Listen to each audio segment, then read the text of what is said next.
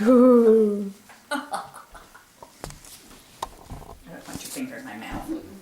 I don't want your finger in my mouth. All right. When people think about how to invest their money, their minds automatically go to things like 401ks, the stock market, IRAs, and other things like silver and gold. Many of us have been told that gold is one of the safest places to invest our money. With that being said, I have to say I was shocked when my dad told me I needed to start investing my money in guns. I pretty much thought he was crazy. That is, until I did a little research of my own.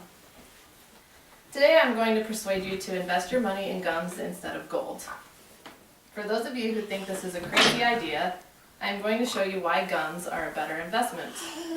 And for those of you who might agree with me, I'm going to give you some valid arguments to help persuade others to make the right investment choices. I have personally researched the legal resale of a gun and the profit made during resale. I have also spent countless hours reading newspaper articles, magazines, and websites to educate myself on this topic.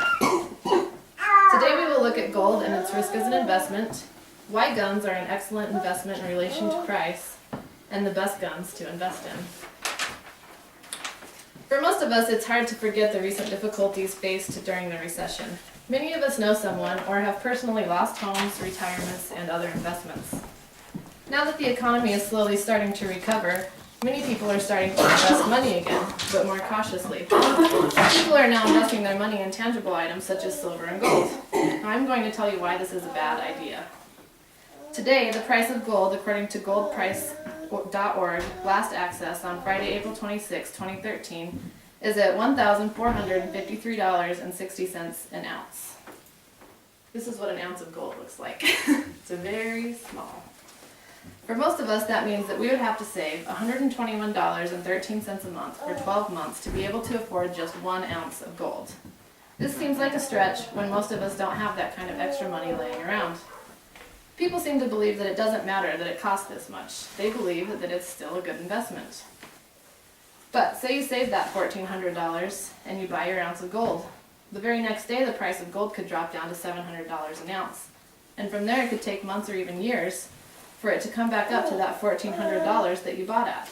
This kind of stuff happens all the time with gold. Gold has tanked out when the economy is good, making gold an unreliable investment. Well, this is a good example in this chart, maybe. Oops. Oops. There's the chart. So this just shows this is a day of the stock exchange with gold. Oh, thanks, baby. Thanks for your help. So it started out at like 1474 and it closes here in the middle, and you can see at the end it lost over $35 by the end of the day. So that's that. So we have talked about gold and its risk as an investment. Well, now let's talk about why you should invest in guns. There are many reasons why one should invest their money in guns. Today we'll just cover a couple of those reasons. The first reason is simple. Guns are affordable. The average price of a handgun is somewhere in the neighborhood of $300, and the average price of a hunting rifle is around $400. Now, I'm obviously talking about the lower price range for guns because we all know they can become quite expensive. But at $300 and $400, even if you bought a handgun and a rifle in 1 year, you would only have to save $58.33 a month to afford this. According to the WichitaObserver.com, last accessed on April 23, 2013, in an article called Buy Guns, Not Gold, the author states that historically guns go up in price at a greater level than inflation. So as long as you keep the guns locked in your safe in new condition, your investment is safe. If gun prices rise at a level greater than inflation, this is an excellent reason to invest in guns. Another good reason to invest in guns is because when you are ready to sell, you can do this yourself. You don't need to go out and find a broker to assist you in selling your guns. This means 100% profit for you, versus if you were trying to sell your gold, you would have to have assistance, and that person would likely take a cut of your profit. So we've talked about gold and its risk as an investment, and why you should invest in guns. Now we'll talk about the best guns to invest in. So which guns should you invest in? The answer, according to the article I mentioned earlier from the Wichita Observer, is simple. You buy the guns that you can get the best price on.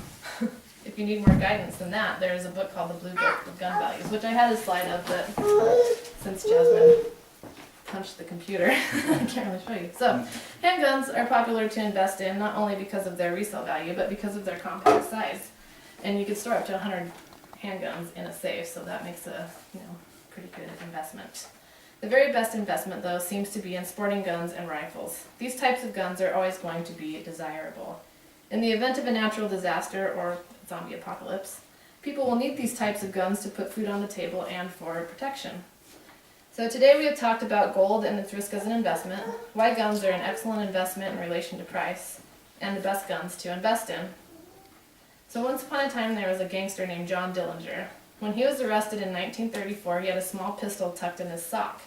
This pistol recently sold at auction for $95,600. So I'd say he made a good investment if he was still alive to get that. Today as you leave here, I want you to think about whether or not your investments are really safe.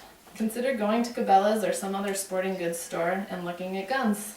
Or borrow a copy of the Blue Book of Gun Values from your library. Do some research of your own and educate yourself.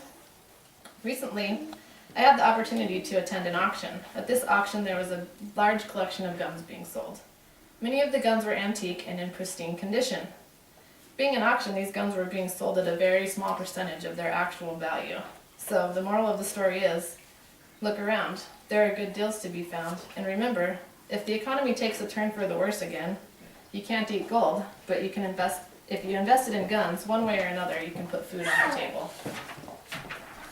Thank you. Rob it from the neighbors, huh? At gunpoint. Yeah.